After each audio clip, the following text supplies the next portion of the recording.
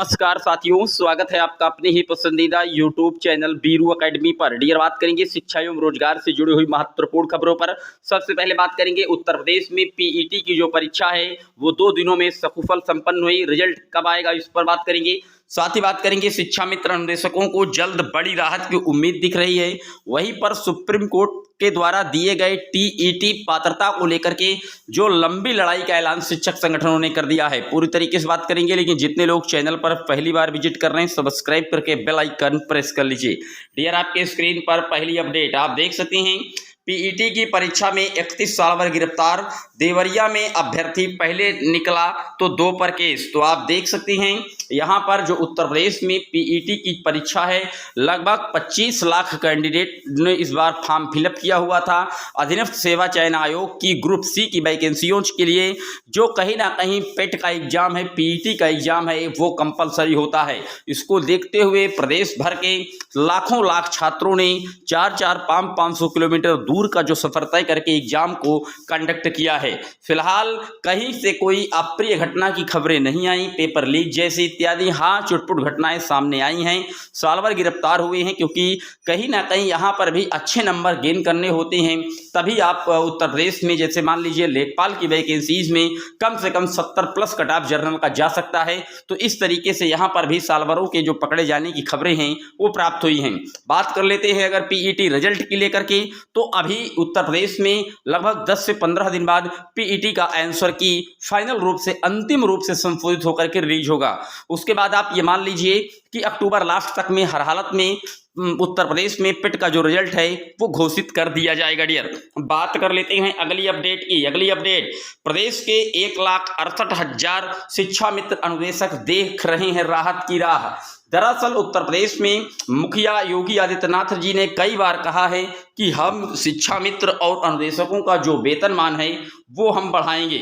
यहाँ पर आप देख सकते हैं प्रदेश के 1,68,000 शिक्षा मित्र और अनुदेशकों की उम्मीद बढ़ गई है।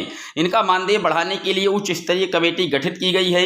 शिक्षक दिवस पर मुख्यमंत्री योगी आदित्यनाथ ने आश्वस्त किया है कि रिपोर्ट आने के बाद प्रदेश सरकार सकारात्मक फैसला लेगी। अब कमेटी की रिपोर्ट का सभी उत्सुकता से इंतजार कर रहे हैं। प्रदेश में इस समय 1,43,450 शिक्षा मित्र और 25,223 अनुदेशक कार्यरत हैं। शिक्षा मित्रों को 10,000 रुपये और अनुदेशकों को 9,000 रुपये मासिक मानदेय दिया जाता है। इसमें करीब 60,000 शिक्षा मित्र टीईटी उत्तीर्ण कर चुके हैं। इन शिक्षा मित्रों की उम्मीद है कि उनकी योग्यता और मेहनत को देखते हुए सरकार मानदेय बढ़ाने का बड़ा निर्णय करेगी। आप जानते हैं उत्तर प्रदेश में शिक्षा मित्रों का समायोजन माननीय सुप्रीम कोर्ट ने, सर्वोच्च न्यायालय ने रद्द कर दिया था और अब ये 10,000 रुपये प्रतिमाह की पर ही नौकरी कर रहे हैं मानदेय पर। लेकिन इनके मानदेय को लेकर के उत्तर प्रदेश के मुखिया योगी आदित्यनाथ ने कमेटी का गठन किया है और कमेटी जैसे ही अपनी रिपोर्ट सौंपेगी उसके बाद उच्च स्तरीय कमेटी जैसे ही रिपोर्ट सौंपेगी इनका जो वेतनमान है वो इंक्रीज कर दिया जाएगा। डियर, बात कर लेते हैं अगली अपडेट की। अगली अपडेट आप देख सकती हैं, शिक्षक पात्रता परीक्षा की अनिवार्यता के मुद्दे पर लंबी लड़ाई लड़ेगा शिक्षक संघ। अभी आपने हाल ही में देखा था कि माननीय सर्वोच्च न्यायालय ने एनसीटी की गाइडलाइन का हवाला देते हुए जो पहले से पूर्व चयनित शिक्षक साथी हैं प्राथमिक परिषदीय विद्यालयों में सेवाएं दे रहे हैं लेकिन वो टीटी क्वालिफाइड नहीं हैं, तो उनके लिए टेट अनिवार्य कर दिया गया था माननीय सर्वोच्च न्यायालय के द्वारा। उन्होंने साफ तौर पर कहा कि 2 वर्ष के अंदर आपको टेट क्वालिफाइड करना होगा वरना आपकी अनिवार्य सेवानिवृत्ति दी जाएगी। इसको लेकर के अब कहीं ना कहीं शिक्षक पात्रता को लेकर के जो ऐलान है शिक्षक संघ वो कह रहा है कि हम इस पर लंबी लड़ाई लड़ेंगे। नौकरी में बने रहने के लिए टीटी की अनिवार्यता के मामले में शिक्षक संघ ने लंबी लड़ाई के लिए कमर कस ली है। शिक्षकों को राहत दिलाने के लिए अखिल भारतीय प्राथमिक शिक्षक संघ सरकार पर नियम कानून व संशोधन करने का दबाव बनाएगा।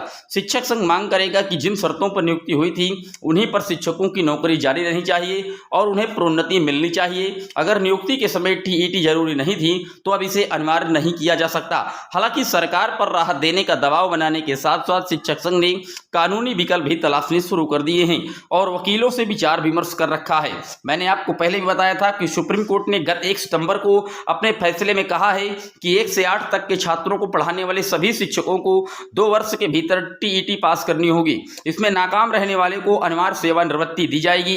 प्रोन्नति के लिए भी टीटी पास करना अनिवार्य कर दिया गया है। सिर्फ जिनकी नौकरी 5 वर्ष से कम बची है उन्हें टीईटी से छूट है, लेकिन प्रोन्नति पाने के लिए उन्हें भी टीईटी पास करनी होगी।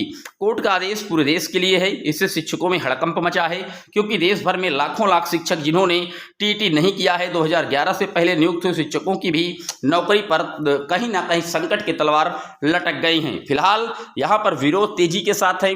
सुप्रीम कोर्ट में पुनर्विचार याचिकाओं की भी बात उठ रही है। शिक्षक संगठन कह रहे हैं हम लंबी लड़ाई लड़ेंगे, लेकिन फिर मैं आपको बता रहा हूं, माननीय सर्वोच्च न्यायालय का जो जजमेंट है निश्चित तौर पर एनसीटी की गाइडलाइन के अकॉर्डिंग है और शिक्षा विभाग में 6 से 14 वर्ष के बच्चों का मौलिक अधिकार को देखते हुए यह डिसीजन लिया गया है।